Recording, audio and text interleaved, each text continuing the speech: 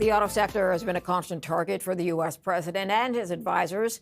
The Commerce Secretary is even dismissing the idea of an auto deal with Canada. Let's bring in Brian Kingston, President and CEO of the Canadian Vehicle Manufacturers Association, to talk about this. Brian, thanks for your time. Thanks for having me on. What's your first reaction to some of these comments that are being made? Well, I don't think we should overreact to these comments. This is a negotiation. We have been through this before with the first Trump administration when, recall, there was a threat to completely tear up our trilateral trade agreement. And then we went into a negotiation that resulted in the CUSMA agreement. So this is going to be a bumpy road over the coming months as we try and get to a reviewed and renewed North American trade deal. And as part of that, there will be moments where there are situations where statements are made about particular industries and red lines. I don't think we should overreact. We have a very mutually beneficial trade arrangement between the U.S. and Canada. In fact, the Americans have an automotive trade surplus with Canada. So there is a deal to be had. We're just going to have to get to the table and work through it. Okay, so we talk about the system and how integrated it is across the U.S., Mexico, and Canada. Have you seen any unwinding of that since tariffs first kicked in? No, no unwinding. Auto is a very long lead time industry. So when companies make decisions to invest, they intend to be in market for decades. And, in fact, in Canada, we've had auto manufacturers here for 120 years. So I think right now companies are waiting to see how all of this trade uncertainty plays out. Just to give you a sense, though, of how damaging this is, U.S. auto manufacturers are expected to pay $188 billion in tariff costs over the next 3 years. So that is very unsustainable. And that's why I believe we need to get to an off-ramp, because you can't do that to its sector and expect it to succeed. We are beginning to see some of the automakers decide to take some of their business to the U.S. We're beginning to see some sort of layoffs or decision to slow down what would be a reopening or a revisement of the plant. What's your take on the rate we're seeing that happening at? Well, I think we have to disentangle decisions that are made for tariff reasons from actual just market responses.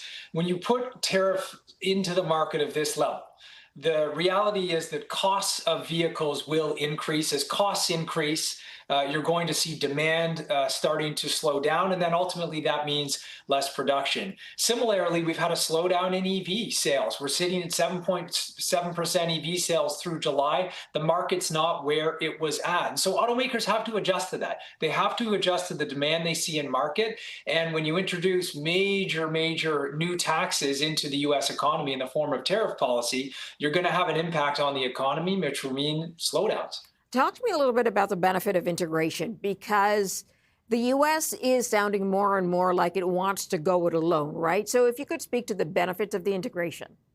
Yeah, it's a couple things here. I mean, first of all, integration has allowed us to create this supply chain, which is more cost effective. Remember, before 1965 in the Auto Pact, we had separate economies where we put up tariff walls. And if you wanted to sell cars in Canada, you had to build them. Same thing in the United States. And it was deemed that this was deeply inefficient. What if you could build one auto plant for the whole North American market?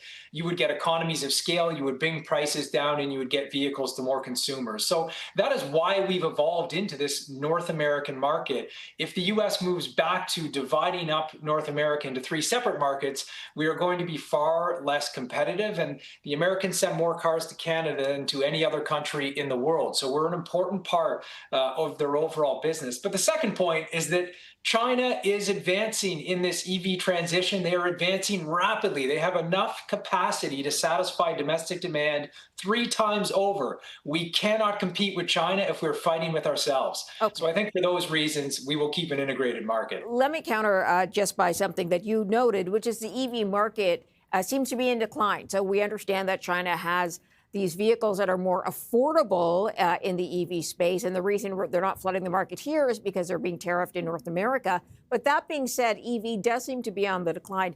Outside of EV, would China still remain a threat in the sector? Yes, absolutely, because the Chinese economic model is based off an export orientation. And we've seen this in numerous other sectors. Look at steel, look at solar panels. What the Chinese government does is they direct state funds through massive subsidization to a sector. They build huge domestic capacity, far more than they need for their own market. And then they dump the excess product into other markets around the world. That's what's happening with electric vehicles. We cannot allow that into the North American market. It will undermine our auto industry and will ultimately undermine the manufacturing base. The future is electric. It's slower in North America because we have unique driving challenges, but we will get there. And as manufacturers invest more in this technology, it's only going to get better and better. Do you think we're only seeing the decline then as a result of the current administration in Washington? I think the decline is due to a number of reasons, but the main one is, we're moving into the mass market when it comes to adoption. The sort of first mover is typically a high income household buying a second or third car. That was a relatively easier sale to make. Moving to someone with a middle income household, one vehicle that needs to do it all, that is harder. That is a harder sell in the electric space. So we need more infrastructure, we need more transmission capabilities, and just right now it's not ready for mass adoption of this technology, but it's going to get there. All right, Brian Kingston, sir, I got to leave it there. I'm out of time with you, but thank you for your time. Brian is President and CEO of Canadian Vehicle Manufacturers Association.